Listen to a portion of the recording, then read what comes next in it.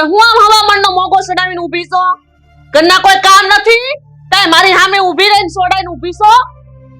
મને પણ શોખ નથી તમારી સામે આમ ઊભી રહું, પણ હું અહીંયા તમને એક વાત કહેવા આવી છું.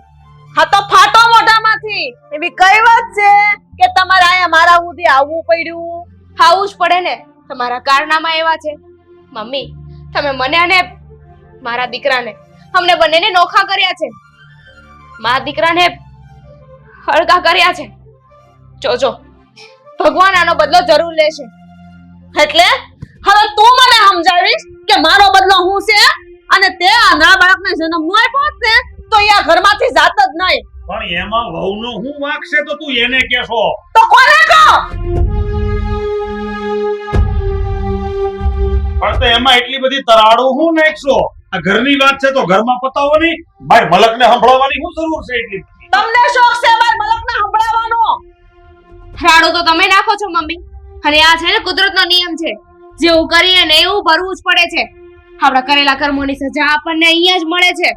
હા તે મળી એટલે તારા પેટે આંધળું બાળક જન્મ્યું. તું હજી સુધરતી નથી અને મને સંભળાઈશો? બાળક તો મારું હતું ને, ગમે એવું હોય, મારે સાચવવું હતું ને એને. કઈ વાંધો નહીં, આજે તમે મારા બાળકને મારાથી નોખો કર્યો છે ને, જોજો એક સમય એવો આવશે, બધું નથી આપતી તમને, પણ એક સમય એવું આવશે કે તમારો દીકરો પણ તમારાથી નોખો થઈ જશે. આવું બોલવાની તારી હિંમત કેમ થઈ? હે, મારો દીકરો મારાથી ક્યાંય આખો નહીં જાય. જેમ તમારી હિંમત થઈ ને મને મારા દીકરાથી નોખી કરવાની, એવી જ રીતે મારી હિંમત થઈ. જોયું તમે? આનો જીપડો જવો દોઢ હાથનો આલસ મારી સામે. એને કહીજો મારી સામે ન બોલે. પણ હું મારે એને કેવું? ઈ જે કાંઈ પણ બોલે છે ઈ બધું વ્યવહારે જ છે, એની વાત બધી હાસી છે, અને હાસું હોય ને એની સામું કાંઈ ન બોલાય. અરે તું છે ને ભાઈ સાહેબ કામ ભાડું નાખવાનું બરાડા નાખવાનું બંધ કર. બારે છે ને મારા કામે જવાનું મોડું થાય છે. અને બટા આ તમે છે ને આ ખોટા ઘરની અંદર આવા વાત વિવાદ ન કરો. તમારી હાહુ કોઈ ગાળે નહીં સમજે. જે આ બધું ભગવાન ભરોસે છોડી ગયો તમે. કામઢા તો એક જ છે. અને મારી રૂપાળી વહુ જા ઘરના કામ કર.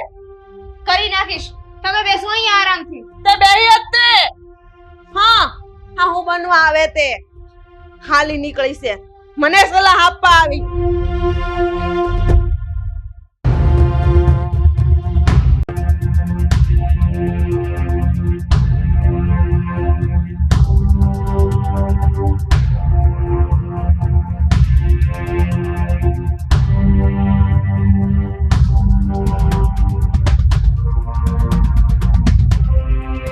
હું છું કેમ તું એટલી બધી ચિંતામાં છો? અને આ ફોન કરીને કેમ મને તાત્કાલિક બોલાવ્યો? હા સુધીર, મેં તમને એટલા માટે ફોન કરીને બોલાવ્યા કે આકાશ રોજે 4 વાગે ને ત્યાં આવી જાય છે, અને આજે રાતના 10 વાગે તો હજી ઘરે ન આવ્યું. શું થયું હશે? અરે પણ એને કાંઈક એવું અર્જન્ટ કામ આવી ગયું છે, થોડુંક ઓફિસમાં ઇમરજન્સી કામ હશે, તે આવી જાહે. કાંઈ અણસમજુ થોડો છે, મોટો છે, જવાન દીકરો છે આપણો. એમાં એટલી બધી ચિંતા ન કરવાની હોય, શાંતિ રાખતો. ચિંતા તો થાય જ ને, પણ એનો ફોન નથી આવ્યો કે મમ્મી હું મોડો આવી એમ. અને આમ પણ આજે આકાશ ઓફિસે ગયો ને ત્યારે મારી યારે ઝઘડો કરીને ગયો, મને એમ લાગે કે રીમાં ક્યાંક હોયો તો નહીં ગયો હોય ને. હવે તું એવી બધી ચિંતા છોડી દે. આમાં શું છે, ઘણી વખત એવું બને છે કે ઈ ઓફિસની અંદર બેઠો હોય ને તો ફોન નથી લાગતો, એટલે હું છે ને ફોન કરી ટ્રાય કરી લઉં. ઊભી જા. ગમે એમ તોય આકાશ મને ફોન કરીને જણાવી જ દે. તમે એને ફોન કરીને પૂછો ને જલ્દી. શાંતિ રાખ તો. હાલ ફોન તો રિંગ નથી વાગતી. જો મેં તમને કીધું તો ને કાઈ પણ થયું હશે આકાશ આરે તો. અરે કાઈ નહીં થયું હોય, તું હું એવા ઊંધા મનમાં વેમ નાખશો? આ બધું આવું નબળું ન વિચારાય. આવું નબળું વિચારો ને એટલે જ નબળું પામો છો. સારું વિચાર. સારું જ વિચારું છું, મારા દીકરાને કાઈ નહીં થાય, પણ ઈ હજી આવ્યો નથી એટલે ચિંતા થાય છે. આવી જાહે. અને એવું થોડું છે કે આ પહેલી વખત જ લેટ થયો છે. અરે ઘણી વખત એ આવવા જવામાં લેટ થાય જ છે ને. ક્યારેક એને ઓફિસમાં ઇમરજન્સી ઓર્ડર આવ્યો હોય, એ પૂરો કરવાનું હોય, એવું બધું કામ હોય તો ક્યારેક લેટ થઈ જાય ને. અત્યારે સીઝનનો માહોલ છે. પણ ઈ મને ફોન કરીને કહી દે કે મમ્મી મારી રસોઈ નહીં બનાવતા, ગોપીને જણાવી દે છે. પણ આજે એનો ફોન નથી આવ્યો એટલે મને વધારે ચિંતા થાય છે. તમે એના ભાઈબંધને ફોન કરી જુઓ ને. પણ તે મને શું કીધું હમણાં કે એ સવારે ઓફિસે ગયો ને ત્યારે તારે એની હારે ઝઘડો થયો તો, એટલે બની શકે કદાચ ઈ રીહમાં એને ફોન નહીં કરવો હોય, પણ એનો મતલબ એવો થોડો છે કે આપણો દીકરો આપણને છોડીને આપણું ઘર છોડીને નીકળી જાય. આવી જાય તું નિરાશ રાખ, ક્યારે આવશે? શાંતિ રાખ.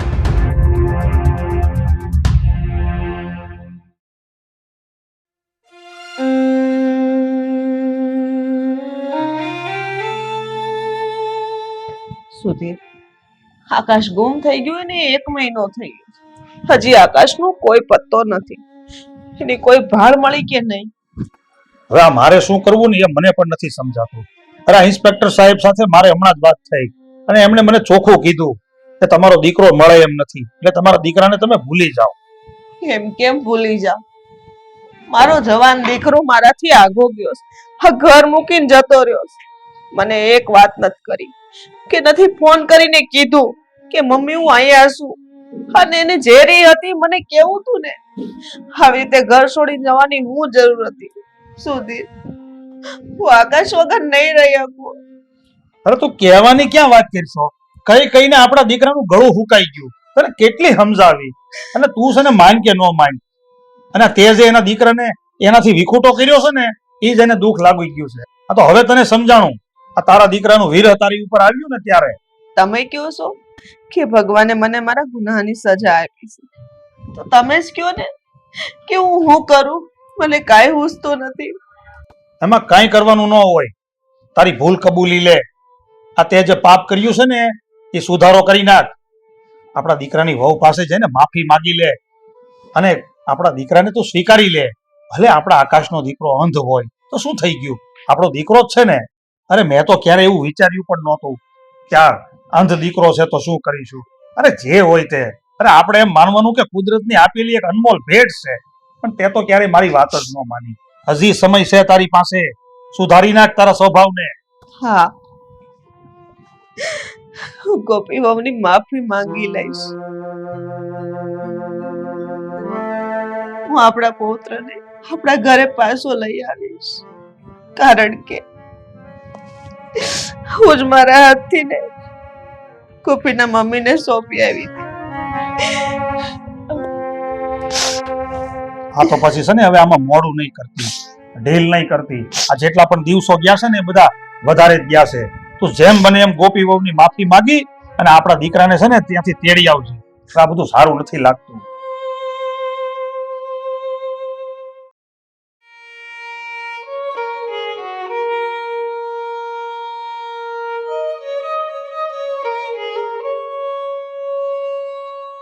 મમ્મી, હિંમત રાખો. છેલ્લા કેટલાય દિવસથી તમે બસ રડી જ જાઓ છો. ના તો સરખું જમો છો કે ના સરખું સુવો છો. તમારી તબિયત ખરાબ થઈ જશે મમ્મી. રડવું તો આવે જ ને. મારો જુવાન જો દીકરો ઘર છોડીને જતો રહ્યો, મને મૂકીને જતો રહ્યો છે. મમ્મી, એક વાત વિચારો ને, તમારો દીકરો એટલો મોટો છે છતાંય તમે છેલ્લા કેટલાય દિવસથી તમારા દીકરાને નથી જોયો, તમે મળ્યા નથી. તમારી આવી હાલત છે. અને હું તો મારા બાળકનું મોઢું પણ નથી જોઈ શકી. જન્મતાની વેત તમે મને અને મારા બાળકને, અમને બંનેને એકબીજાથી નોખા કરી દીધા. તો વિચાર કરો, મારા પર શું વીતતી હશે, મારી શું હાલત હશે. બેટા, અત્યારે જ આ દુઃખ પડ્યું છે એની માથે મને તું મીઠા ઘા નો માર. બેટા, તમારા ઉપર તો એક જ દુઃખ છે ને, તમે તમારા દીકરાથી અલગ થયા છો. પણ હું મારા દીકરાથી પણ અલગ છું અને મારા પતિથી પણ. તમે તો ક્યારે મારો વિચાર જ ના કર્યો. મને શું થતું હશે, મારા પર કેવી વીતતી હશે. બસ તમે ચલાવી તો પોતાની મનમાની. કેટલા સમજાવ્યા તમને, મેં સમજાવ્યા, પપ્પાએ સમજાવ્યા, મારો ભાઈ એમણે પણ તમને કેટલા સમજાવ્યા, પણ તમે એકના બે ન થયા. મમ્મી, મેં કહ્યું હતું ને ભગવાન બધું જુએ છે. અમુક લોકોને ડર હોય છે કે ભગવાન જોઈ રહ્યો છે, અને અમુક લોકોને વિશ્વાસ હોય છે કે ભગવાન જુએ છે, એમની સાથે કાંઈ ખોટું નહીં થાય. હા, તમારી સાથે જે થયું ને એ કુદરતનો ન્યાય છે મમ્મી. તમે એક માનેના દીકરાથી નોખી કરીને આજે તમારો વારો આવ્યો. તમે પણ તમારા દીકરાથી નોખા થઈ ગયા. આમાં હું કઈ નહીં કરી શકું.